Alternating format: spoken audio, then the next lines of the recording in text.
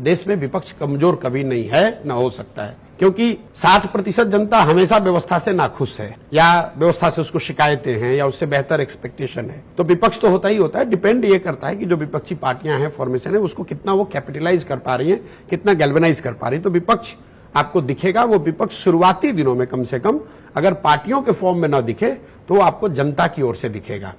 फिर मैं आपको आंकड़े बता देता हूं। पहले जो 14 से 19 का जो टर्म था मोदी जी का, संख्या 2019 से 24 के मुकाबले कम थी, लेकिन एक सिग्निफिकेंट पब्लिक प्रोटेस्ट एक ही हुआ, वो लैंड एक्विजिशन बिल पर हुआ था।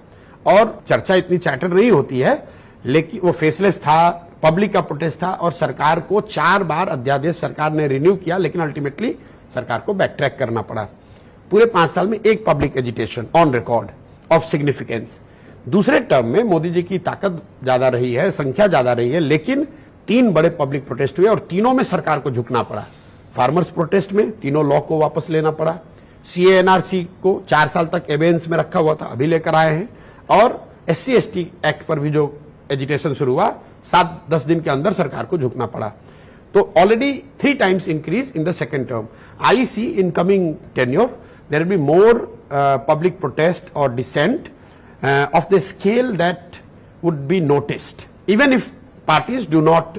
किस तरह की चीजों पे हो सकता है ये? मैंने बताया वो तीनों चीज, क्योंकि जो रूरल डिस्ट्रेस है, रूरल वेज, जो स्टैग्नेशन ऑफ रूरल वेज, जो ग्रामीण अर्थव्यवस्था है, कोविड के बाद डिमोनेटाइजेशन, कोविड, GST जिसको कि फॉर्मलाइजेशन ऑफ इकोनॉमी कह रहे हैं, उसका एक उसका फायदा तो है कि आपका GST बढ़ रहा है, लेकिन जो इनफॉर्मल इकोनॉमी थी उसमें उसका हिट भी हुआ है। और अगर उसको सरकार प्रोएक्टिवली, एडिक्वेटली कॉम्पेंसेट नहीं करती है तो वो कहीं ना कहीं डिस्ट्रेस बिल्ड हो रहा है।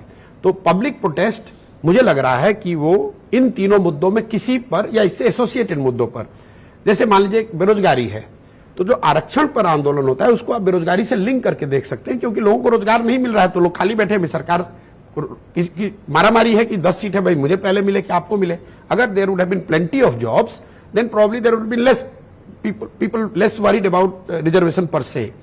तो मुझे लगता है कि ये तीनों मुद्दे सरकार के लिए हेडेक बने रहेंगे और इसको लेकर पब्लिक प्रोटेस्ट आपको देखने को मिल सकता है।